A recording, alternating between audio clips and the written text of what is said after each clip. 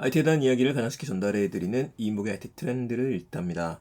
네, 안녕하세요. 이인복의 IT 트렌드를 읽다. 일상 속 IT 전해드리는 시간입니다. 자, 오늘 이야기는 오늘 뭐 평소와 같은 목장으로 돌아왔죠. 제일 첫 번째 이야기는 디디 출싱 이야기로 전해드리려고 합니다. 그 중국 기업들의 해외 직상장을 막는 움직임이 계속 있었었죠. 벌써 이게 1년이 지났네요. 그 알리페이가 독보적인 일이긴 했었는데 상장이 폐지된 거는 좀 애매한 일이었었죠. 그러면서 이제 제재를 많이 하고 있었는데 불구하고 중국 기업들 같은 경우에는 이제 1세대 인터넷 기업이 아니라 2세대, 3세대 인터넷 기업 같은 경우에는 정부랑 뭔가를 같이 한다기보다도 독자적으로 성장했던 세대이기 때문에 잘 말을 안 듣는 경우들이 좀 있습니다. 뭐 기업이니까요. 자, 그 중에 하나가 디디추싱이에요. 이 디디추싱이 미국에 상장을 한 상태였었는데 이번에 폐지되게 됐습니다. 이것도 참 의미 있는 일이죠. 이런 일까지 벌어지게 될 줄이야. 디디추싱이라고 하는 거는 이제 중국인의 발이라고 불리는 서비스인데 택시라고 생각하시면 될 것 같고요. 우리나라는 카카오 모빌리티하고 좀 비슷합니다. 이거보다 훨씬 큰 위치를 차지하고 있어요. 원래 띠띠 하는 소리, 택시가 오르는 소리를 띠띠라고 부르기 시작하면서 디디추싱이라고 이야기했었는데 사실 디디추싱은 예전에 알리바바 계열하고요. 바이두 계열이었나? 그 두 군데가 좀 싸우다가 결국엔 합병을 한 회사입니다. 정말 규모가 컸던 이 회사. 중국에 가게 되면 항상 이 디디추싱을 부르게 됐었었는데 이 회사가 뉴욕 증권거래소에 올해 6월 30일에 상장을 했었어요. 그리고 나 시간이 조금 흘렀던 거죠. 하지 말아라 하지 말아라 했었는데 했던 겁니다. 중국 내에서 그 다음에 괘씸죄에 걸렸죠. 바로 7월 초에 보안 이슈하고 검토가 관련된 것들이 벌어지게 됐었고 신규 가입이 금지가 됐었고요. 앱스토어에서 내려지는 일까지 벌어지게 됐었습니다. 자, 이런 것들이 지속되다 보니까 더 이상 견딜 수가 없었던 것 같아요. 그동안에 디지추싱이 신규 가입을 못 받다 보니 상하이 택시부터 시작해갖고 관련된 곳들은 더 많이 받기 시작했었거든요. 공식 웨이보를 통해서 우리나라의 트위터에 해당하죠. 웨이보를 통해서 입장을 밝혔는데 상장 폐지 작업에 들어가기로 했고 홍콩에 재상장을 한다라고 밝혔습니다. 이거에 대해서는 뉴욕 증권거래소에서 지금 주식을 갖고 있는 사람들 주식을 홍콩 주식으로 전환을 해준다라든지 이런 것들이 있어야 될 텐데 요거는 조금 기다려야 될 것 같아요. 이런 소식이 전해지게 되자 디지투싱의 주가는 당연한 얘기지만 20% 넘게 하락했습니다. 이것뿐만 아니라 중국의 1세대 기업이라고 할 수 있는 인터넷 기업인 알리바바, 바이두, 텐센트 이 모두 다 중국 시장이 아닌 미국 시장에 상장이 돼 있거든요. 여기도 일제히 좀 하락하게 됐어요. 제가 알리바바를 갖고 있는데 자, 중국 기업의 가장 큰 리스크는 역시 중국이구나라는 생각이 다시금 들 수밖에 없게 됐습니다. 이건 투자자뿐만 아니라 전 세계를 향한 이야기겠죠. 어떻게 하려고 이러는지 모르겠습니다. 내년에 베이징 올림픽이 있기 때문에 오히려 더 입지를 올려야 될 텐데 지켜봐야겠네요. 자, 두 번째 얘기는 사실 오늘 메인 이야기로 해당하게 될 것 같은데요. 우리은행이 메타브런치 점포를 런칭을 했어요. 그 은행들이 메타버스의 진심이라는 이야기를 듣는데 이번엔 우리은행입니다. 어떤 점포를 구축했느냐? 지난번에는 국민은행 같은 경우에는 겟업타운에 구축을 했었죠. 이렇다 보니까 첫 번째로 메타버스를 쓰는 건 아니에요. 이미 뭐 제페토부터 시작해서 은행들이 이런 시도는 많이 했었습니다.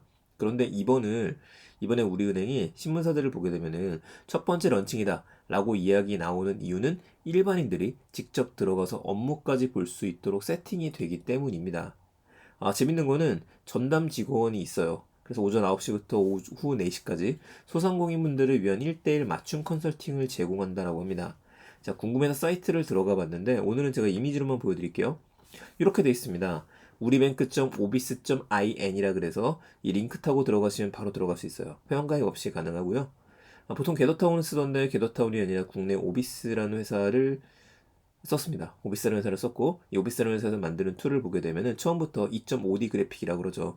이걸 예쁘게 꾸밀 수 있도록 되어져 있어요. 저도 좀 만들어 봐야겠습니다.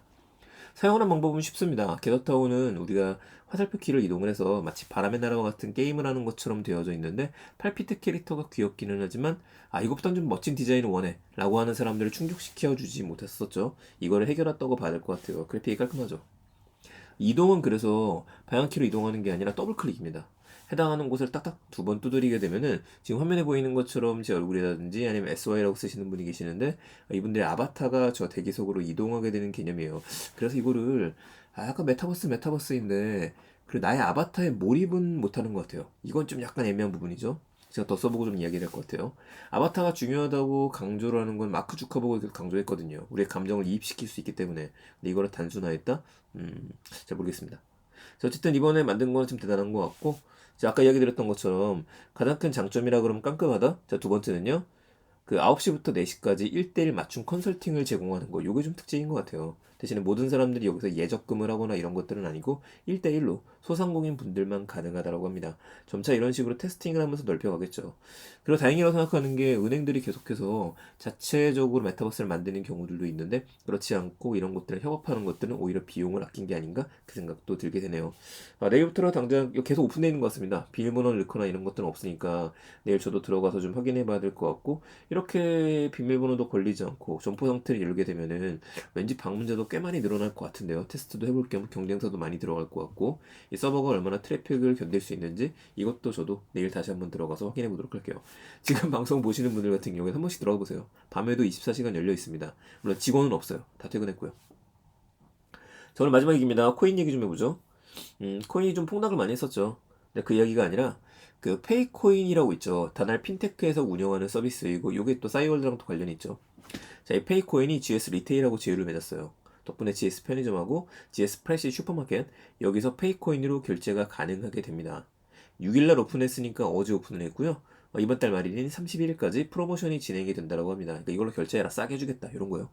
우선 GS25에서는요, 첫 결제를 한 고객을 대상으로 해서 1,000만 원 상당의 페이코인을 지급할 예정이라 그래요. 한 명한테 몰아줬으면 좋겠는데, 마케팅할 때 보통 몰아주진 않죠. 최대 다수의 최대 행복이다 보니까 나눠주는 것 같습니다. 신규 가입자 대상 이벤트도 시작이 돼요. 누구든간에 그 페이코인 했을래는 페이코인 앱이 있어야 되는데 여기 가입하고 나서 여러분들 리워드 코드를 GS25로 입력하게 되면은 5,000원 정도의 페이코인을 준다라고 하네요. 이 페이코인 가격이 한때 4,000원까지 올랐었다가 요즘엔 1,800원에서 1,700원 여기서 왔다 갔다 좀 하고 있습니다. 그러니까 대략적으로 페이코인을 2개 아니면 3개 정도 주게 될 것 같아요. 궁금하신 분들은 이번 기회에 한번 페이코인도 다운받아갖고요. 써보시는 것도 괜찮을 것 같습니다. 다만 이제 제가 항상 이야기 드리지만 오늘은 커피 한 잔을 사 먹었는데 내일은 커피 한 잔을 사 먹는 것보다 오히려 남는 돈이 된다라면 이 가상화폐가 연동이 돼 있으니까요. 굉장히 애매할 것 같아요. 그 얘기는 이런 기업들이 이런 서비스를 하고 싶다라면 하기 전에는 통화량이라고 해야 될까요? 가격을 조절하는 것들이 필요할 것 같은데 그래서인지 꽤 많이 주가가 빠졌었죠. 앞으로 더 많은 코인들이 등장하게 될 텐데 이것도 좀 생각해 볼 거리들이 많습니다. 저는 IT에 대한 소식 세 가지였습니다. 페이코인, 더 프레쉬, GS25에서 결제가 가능하게 됐다. 우리은행에서 메타버스를 런칭했으니까 꼭 한번 들어가서 구경 한번 해보시고요. 금융권에 계시는 분들은 한번 확인해 보시면 좋겠습니다. DH싱이 미국의 상장 폐지가 되고 홍콩으로 넘어가기 시작했다.